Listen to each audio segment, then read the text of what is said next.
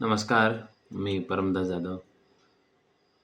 रुपये 10 आणि 20 रुपयाची जी नोट आहे, ती नोट आपल्या रोजच्या व्यवहारातील सर्वात जास्त वापरल्या जाणाऱ्या नोटांपैकी एक आहे.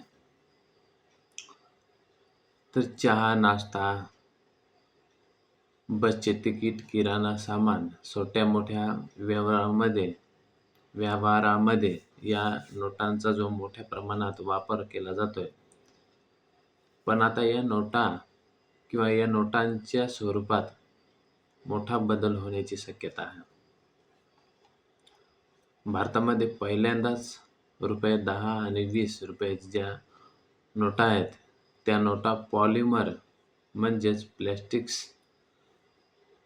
नोटांची जी चाचणी आहे, ती करण्यासाठी केंद्र सरकारने मंजुरी दिलेली आहे. पण या बातमीमागे नेमकं काय आहे आणि किती नोटा ह्या तयार केल्या जाणार आहेत आणि या नोटा अ, कागदी नोटांपेक्षा वेगळ्या कशा असतील आणि मंजुरी जर दिली आहे, तर जुन्या 10 रुपयाच्या नोटा आणि 20 रुपयाच्या ज्या नोटा आहेत, त्या बंद होणार का? आणि सर्वात महत्त्वाचं म्हणजे या नोटा आहेत, त्या नवीन नोटा आपल्या हातात कधी येणार? तर चला या सर्व प्रश्नांची माहिती समजून घेऊया. तर सरकारची नेमकी भूमिका काय आहे किंवा काय आहे? तर केंद्र सरकारने भारतीय रिझर्व्ह बँकेच्या प्रस्ताव हा मंजुरी देत 10 रुपये, 20 रुपयाचे जुन्या नोटा आहेत, त्या नोटा बदलल्यानंतर आता 10-20 रुपयाच्या पॉलिमर आणि बँक नोट्स ज्या फील्ड आहेत, ते ट्रायलला परवानगी दिलेली आहे. या चाचणीसाठी 10 रुपयाच्या ज्या नोटा आहेत, त्या 1 अब्ज आणि 20 रुपयाच्या ज्या नोटा आहेत, त्या पण 1 अब्ज म्हणजेच दोन्ही मिळून सुमारे 2 अब्ज म्हणजेच 200 कोटी पॉलिमर नोटा ह्या तयार करण्याची योजना आहे. इथे एक महत्त्वाची गोष्ट समजून घेऊया. ही अजून देशभरात पॉलिमर नोटा ह्या लागू करण्याची अंतिम घोषणा नाही. सध्या हा फील्ड ट्रायल आहे आणि म्हणजेच या नोटा प्रत्यक्ष व्यवहारात वापरून त्याची कार्यक्षमता, टिकाऊपणा आणि सुरक्षा आणि लोकांचा प्रतिसाद तपासला जाणार आहे. तर पॉलिमर म्हणजे काय? तर आता प्रश्न येतोय की पॉलिमर नोट म्हणजे नेमकी काय? सध्या भारतात वापरल्या जाणाऱ्या ज्या बहुतांश नोटांपैकी कॉटन बेस्ड बँक नोट आहेत, ते पेपर म्हणजे काय? Cotton based bank note paper वापरला जातोय. म्हणजे आर-बी-आयच्या माहितीनुसार भारतीय चलनी नोटांसाठी वापरला जाणारा जो कागद आहे, तो 100% कॉटनपासून बनवला जातोय. त्याच्या तुलनेत पॉलिमर जे बँक नोट आहे, हा विशेष प्रकारच्या पॉलिमर सबस्टन्स तयार केला जातोय आणि नंतर त्या सोप्या भाषेत सांगायचं तर कागदाऐवजी प्लास्टिकसह अधिक टिकाऊ मटेरियल वापरून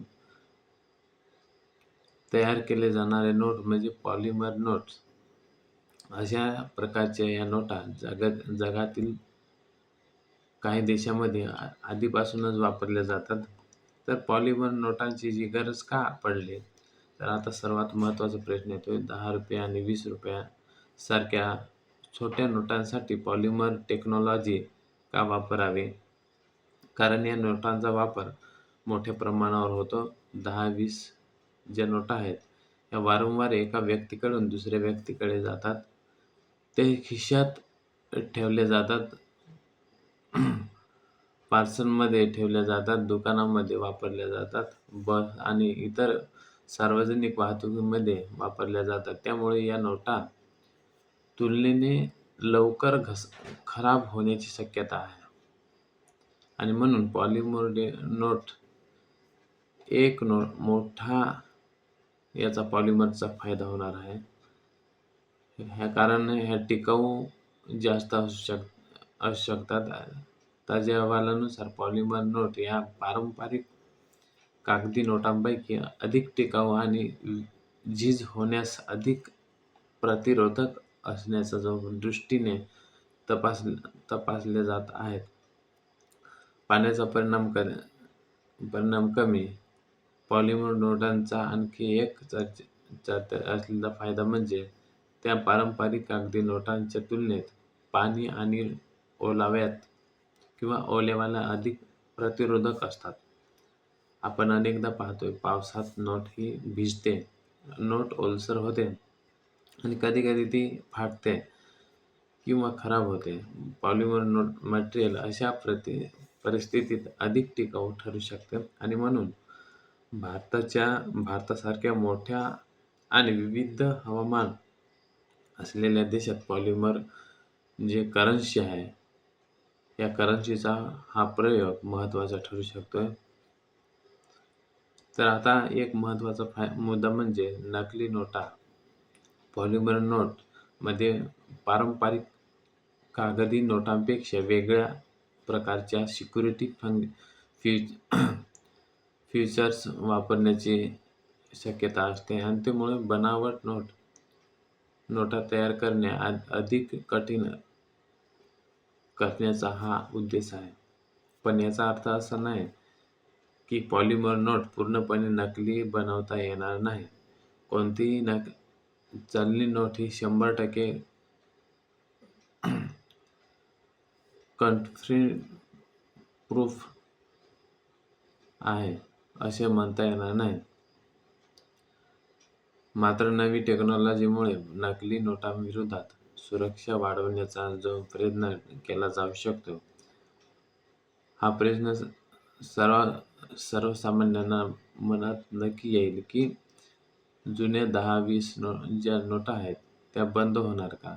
तर सध्या तरी नाही. पॉलिमर नोटांच्या ज्या फ्लूइड ट्रायल आहे, याला मंजुरी मिळालेली आहे आणि म्हणून जुन्या कागदी 10-20च्या ज्या नोटा आहेत त्या लगेच बंद होणार नाहीत.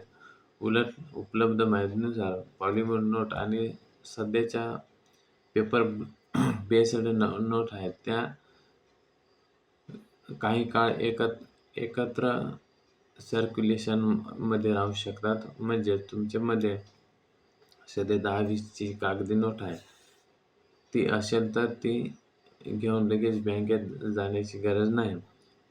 जुनी नोट वैध असेल तर ती नेहमीप्रमाणे वापरता येईल आणि मग पॉलिमर नोट कधीपासून मिळणार?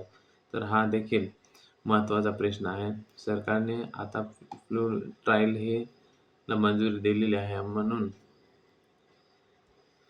पुढील प्रक्रिया म्हणजेच पॉलिमर मटेरियलची खरेदी, नोटांची निर्मिती आणि त्यानंतर प्रत्यक्ष चाचणी.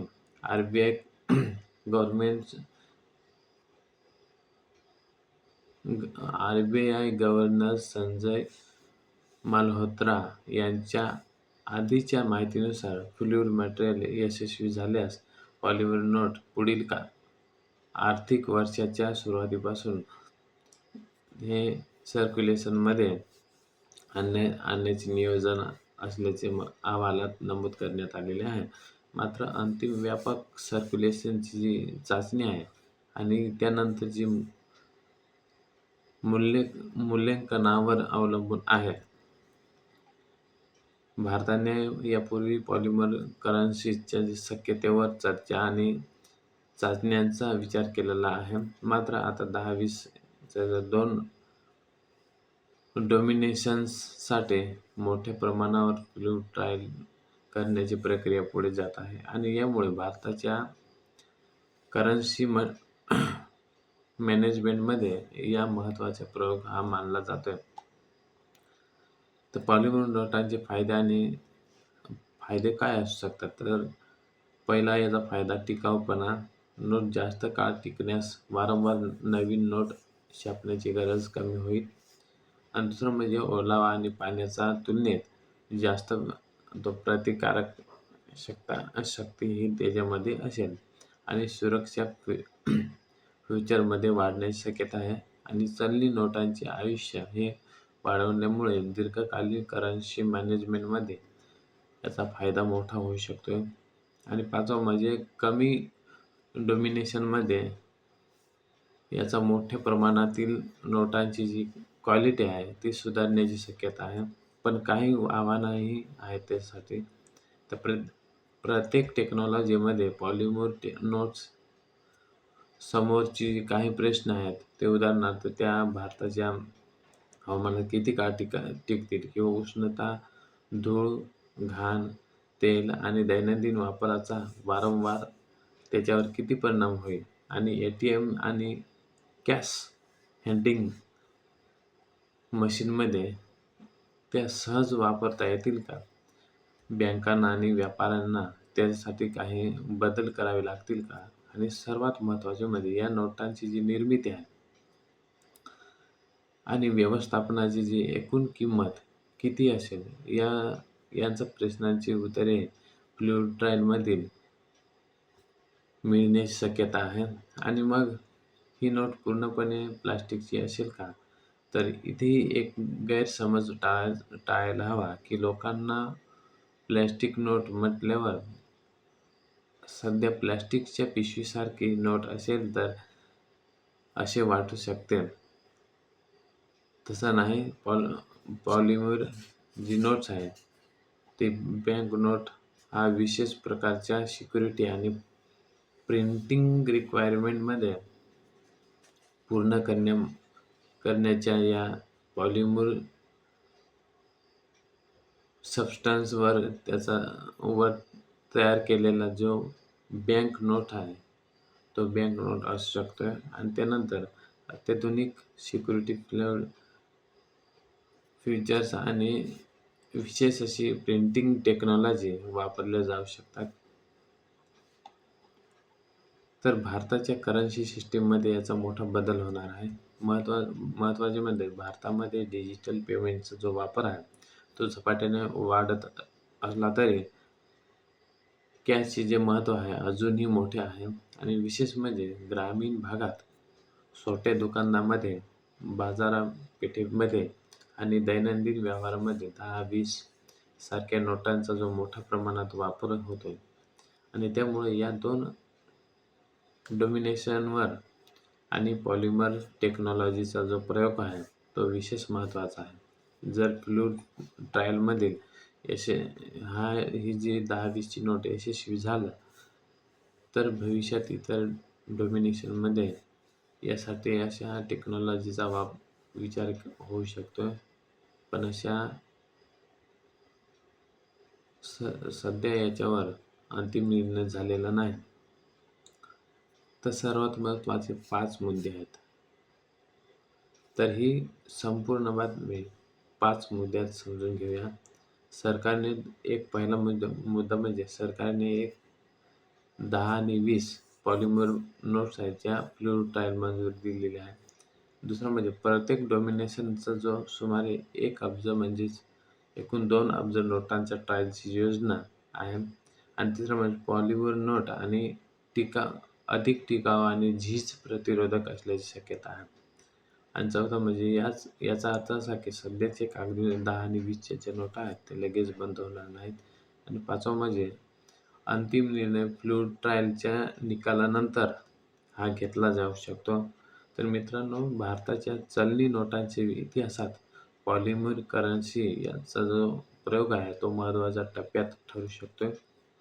भविष्यात तुमच्या खिशात असलेले जे 10 आणि 20च्या जे नोटा आहेत त्या कागदी नसून पॉलिमरची असू शकते. पण त्यासाठी अजून फ्लुइड ट्रायल आणि मूल्यांकनाची प्रक्रिया पूर्ण होण्यास आवश्यक आहे. त्यामुळे 10 आणि 20च्या ज्या जुन्या नोटा आहेत त्या बंद झाल्या अशी बातमी सध्या समजू नका. सध्या योग्य बातमी अशी आहे की 10 आणि 20 ज्या नोटा आहेत त्या पॉलिमर नोटांच्या फ्लुइड ट्रायलला सरकारने मंजुरी दिलेली आहे. तुम्हाला या नवीन पॉलिमर नोटा कशा दिसू शकतात आणि त्यावर कोणती सिक्युरिटी फ्युचरही असतील आणि त्याबद्दल माहिती हवी असेल तर कमेंटमध्ये नक्की सांगा.